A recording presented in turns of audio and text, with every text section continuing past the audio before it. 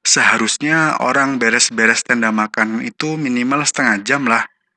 Akan tetapi, ini hanya terjadi beberapa detik saja.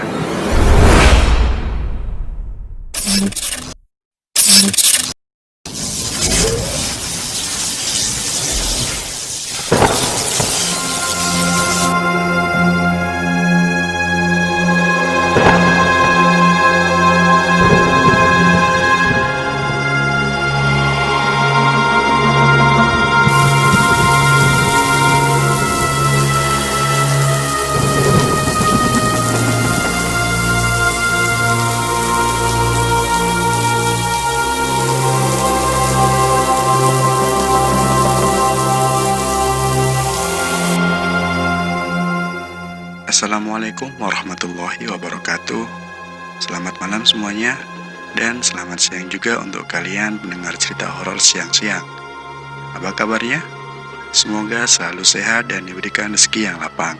Kembali bersama saya Indra di Lepas Tengah Malam, sebuah channel yang membahas serta menceritakan kejadian mistis dan cerita horor yang berdasarkan cerita nyata.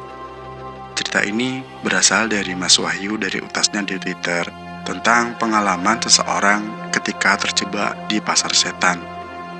Lagi-lagi tak bosan-bosan saya ingetin buat kalian yang suka dengan cerita-cerita horor, jangan lupa like, subscribe, dan nyalakan loncengnya, karena Lepas Tengah Malam bakal terus menemanimu dengan cerita horor yang menarik untuk disimak. Yuk, tanpa berlama-lama, langsung kita simak aja ceritanya. Selamat mendengarkan.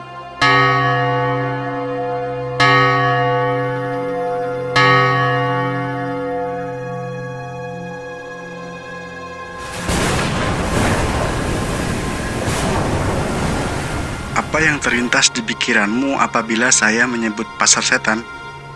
Pasti dengan pasar gaib yang ada di banyak gunung di Indonesia, ya enggak? Tapi dalam cerita ini, saya nggak menceritakan pasar setan yang ada di gunung. Lantas di mana? Yuk, disimak baik-baik.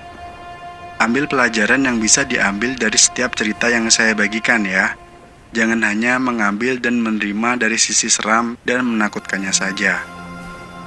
Ini adalah pengalamanku beberapa tahun yang lalu saat touring dengan seorang kawan dari Purwodadi, Grobogan, Jawa Tengah. Selepas kami dari Ciamis, Jawa Barat, baliknya aku ikut mampir ke rumah kawan di Purwodadi untuk istirahat sehari sebelum balik ke Tuban, Jawa Timur. Keesokan harinya, selepas asar, dengan mengendarai motor masing-masing, dia mengantarkanku sampai Beleduk Kuwu, sekalian untuk menemaniku untuk mengambil gambar di objek wisata itu dan sekedar menikmati es kelapa muda yang banyak jual di situ. Keasikan melihat objek wisata bumi yang sedang batu itu hingga tak terasa hari sudah menjelang maghrib. Baru selepas maghrib, saya memulai perjalanan pulang ke Tuban yang mungkin memakan waktu 3-4 jam perjalanan. Maklum, jalan alternatif Cepu Semarang rusak parah waktu itu. Sebenarnya saya sudah merasa ada yang lain saat akan memulai perjalanan pulang ini. Sejak saya meluncur dari Bluduku, saat motor yang saya kendarai memasuki kawasan Kecamatan Keradenan, Grobogan, tiba-tiba ban motor saya bocor. Untungnya masih ada satu tukang tambal ban dekat kantor kecamatan yang masih buka. Setelah itu, ketika memasuki kecamatan Gabus, tiba-tiba lampu depan mati. Terpaksa, saya berhenti di pasar Sulur Sari untuk memperbaikinya. Beberapa saat setelah lampu kembali normal, saya lanjutkan perjalanan. Sekitar 1 jam, saya baru masuk ke Randu Blatung, Blora, Jawa Tengah. Sekitar 1 jam kemudian, melintasi area hutan jati, barulah saya sampai ke wilayah Klopo Dhuwur, Blora yang terkenal dengan wong saminya itu. Kurang lebih 30 menit kemudian, saya sudah memasuki pusat Kabupaten Blora dan langsung mengambil jurusan Bojonegoro.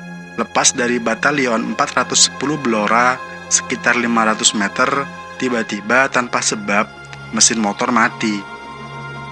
Sebelumnya ini belum pernah terjadi.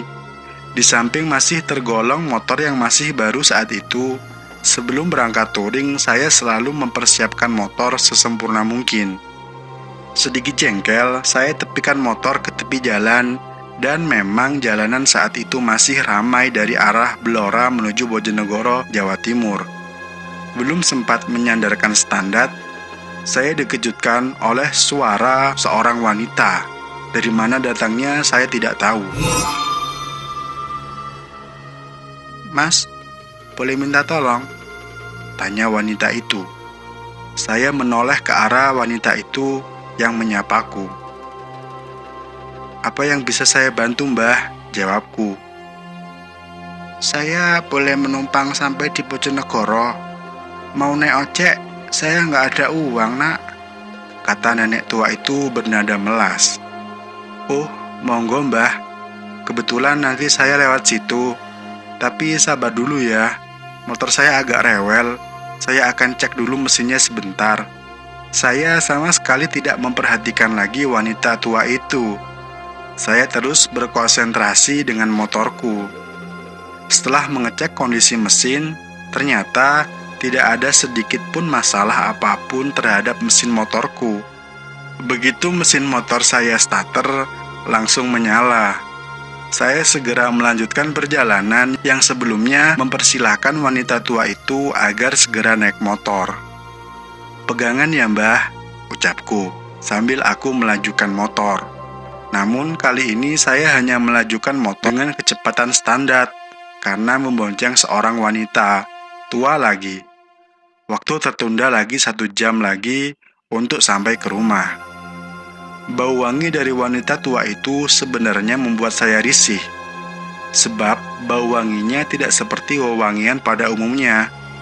Saya rasa wewangian itu aneh. Dalam pikir saya, nenek ini gaul juga ya. Masa punya parfum tapi nggak punya uang buat ojek? Namun aku nggak memperdulikannya. Saya anggap bau wangi seperti ini sama dengan wewangian wanita yang ada di kampung saya juga. Umumnya, pada helatan hajatan, kebiasaan mereka memakai wewangian. Namun ya itu tadi, menyengat. Dalam perjalanan, tidak banyak yang saya bicarakan dengan nenek. Sebatas mengingatkan untuk pegangan saja. Di samping itu, saya harus berkonsentrasi mengemudikan motor. Ketika memasuki kecamatan Bogorjo, Blora, saya mencoba bertanya kepada wanita tua itu. Tetapi sama sekali tak ada jawaban dari wanita itu. Nggak dengar mungkin, pikirku. Karena waktu saya tanya sama dia, kondisi motor sedang berjalan. Sampai di dekat pasar Bogorjo, saya bertanya lagi pada wanita itu. Namun, tetap tak ada jawaban. Saya tepikan motor di dekat simpang, tak jauh dari pasar dengan tujuan hendak bertanya kembali kepada wanita itu. Namun, saat saya menoleh ke belakang, saya sangat terkejut. Saya tak melihat siapapun. Wanita tua yang saya bonceng raib entah kemana perginya. Sekedar informasi, jalan alternatif dari Blora menuju Kenduruan, Tuban, Jawa Timur, ini adalah jalan sempit dan sebagian besar melewati areal hutan jati perhutani. Karena sudah merasa terlambat dan semakin beranjak malam, saya berusaha tidak peduli apa yang barusan terjadi, sekalipun dalam hatiku penuh dengan tanda tanya. Karena jalanan yang bergelombang, saya tidak bisa memacu motor lumayan kenceng, meskipun jalannya lenggang. Lepas dari Bogorjo, saya memperlambat motor karena di kejauhan tampak banyak lampu seperti ada tontonan orang yang sedang punya hajatan. Ternyata bukan. Setelah saya berhenti di situ, keramaian itu seperti pasar malam, tapi bedanya hanya nggak ada komedi puter di situ. Seperti pasar malam pada umumnya, banyak sekali orang keluar masuk ke tempat tersebut. Selain menikmati makanan, dan banyak juga mereka yang mencoba membeli pakaian. Karena semenjak tadi masih di atas motor, segera saya tepikan dan bergegas memasuki pasar tersebut, yang boleh dibilang ramai, meski malam sudah mulai beranjak tua. Karena tujuan masuk pasar malam ini adalah untuk mengisi perut, Setelah mencari kesana kemari, tak jauh dari tempatku berdiri, ada satu warung bakso. Saya pikir bakso paling tepat karena panas dan lumayan mengurangi rasa dingin juga. Sambil menunggu bakso yang saya pesan disajikan, saya menyalakan sebatang rokok. Namun, saya merasa ada yang aneh ketika memperhatikan orang-orang di sekitar pasar malam itu. Dalam hatiku bergumam, aneh sekali pandangan mereka. Pandangannya kok kosong semua ya. Banyak suara riuh rendah, tapi mulut mereka nggak ada yang bicara. Lalu itu suara dari mana? Biasanya orang di desa selalu bertegur sapa sekalipun mereka nggak saling kenal. Dan kali ini bulu kudukku mulai meremang. Namun saya berusaha tetap tenang karena saya menganggap itu adalah angin yang berhembus perlahan. Sekalipun pasar malam tersebut hanya diterangi dengan cahaya lampu petromak, namun suasananya terang dan ramai. Untuk menghilangkan rasa jenuh dan bosan, saya mengeluarkan handphone lalu mencoba SMS ke orang rumah sambil melihat jam yang sudah menunjukkan pukul 23.58. Saya tidak menyadari kalau saat itu sedang atau barangkali berada di dalam dimensi lain. Kemudian, saya memasukkan lagi handphone dan melepaskan lagi pandangan ke arah balik saya duduk. Saya mendapati pasar malam yang mulai sepi. Bahkan hampir separuh wilayah pasar malam yang tadi saya lihat tinggal sebagian saja.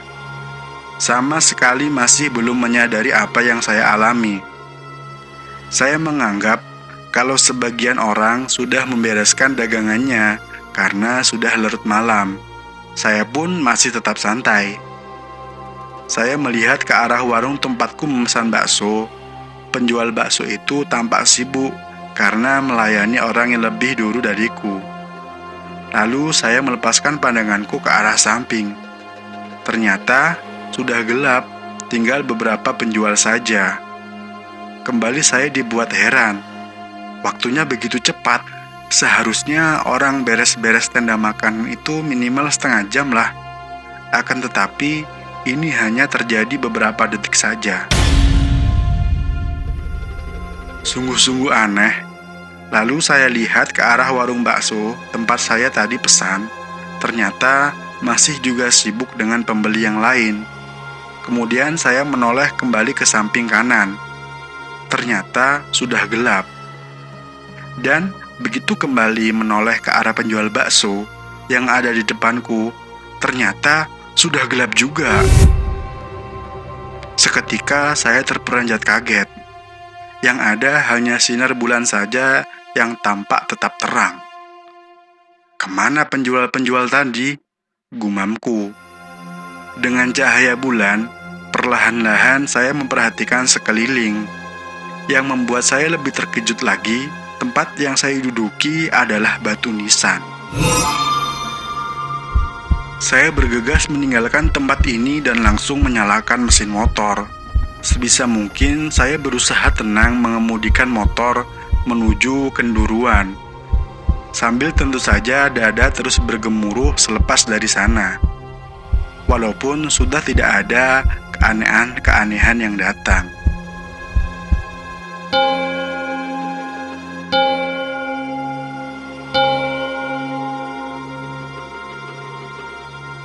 Demikian cerita kali ini udah selesai. Saya ucapkan terima kasih untuk kalian semua yang setia banget mendengarkan podcast Lepas Tengah Malam. Kalau kalian punya pengalaman apa, coba tulis di komentar ya. Atau kalau ingin ceritanya diceritain di sini, bisa langsung kirim via email ke lepastengahmalam@gmail.com. Sekian, saya Indra, undur diri dulu. Terima kasih. Wassalamualaikum warahmatullahi wabarakatuh.